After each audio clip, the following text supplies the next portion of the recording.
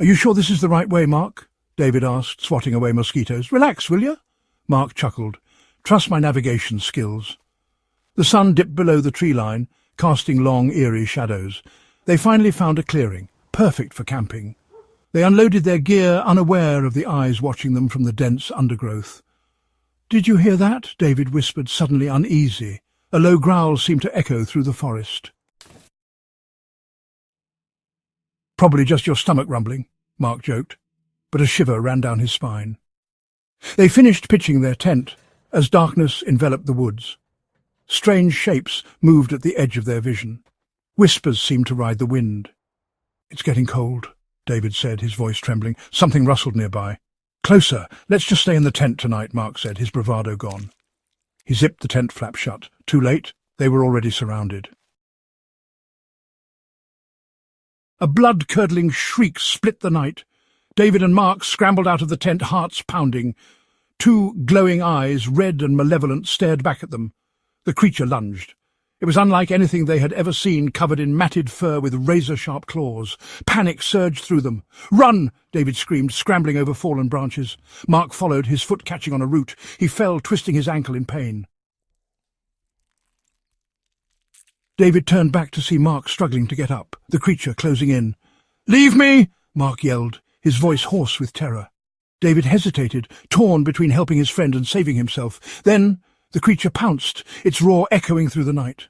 Mark's scream was cut short. David ran blindly, the image of Mark's terrified face seared into his mind. He didn't dare look back.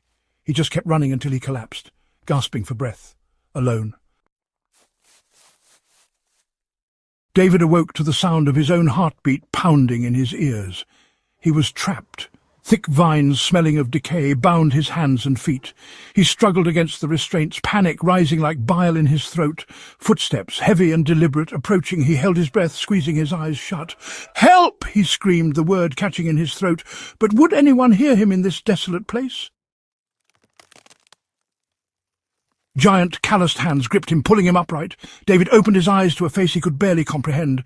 It was humanoid, but covered in coarse hair, with eyes that glinted with an unnerving intelligence. 4 more of the creatures emerged from the trees, their forms massive and imposing. David's heart sank. He was surrounded. "Bigfoot, please," David croaked, his voice raspy. The creatures tilted their heads, studying him with unsettling curiosity. One of the creatures grunted, pointing towards the depths of the forest. They were leading him somewhere, deeper into their domain. Fear gnawed at David's insides. What did they want? He stumbled along, his legs weak, his mind reeling. The forest seemed to press in on him, the air thick with the scent of pine and something else, metallic. He caught glimpses of strange symbols carved into the trees, primitive warnings painted with what looked like blood.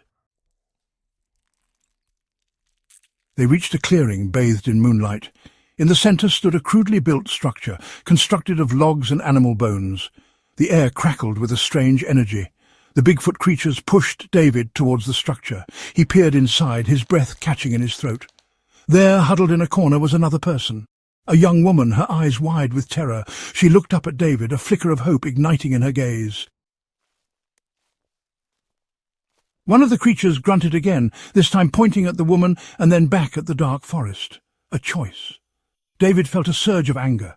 They were playing with him, toying with him like a cat with a mouse. He looked at the woman. He could sacrifice her to save himself. Or he could face the unknown terrors of the forest and pray for a miracle. The decision was excruciating, but as he met the woman's terrified gaze, he knew he couldn't abandon her. He would take his chances with the forest.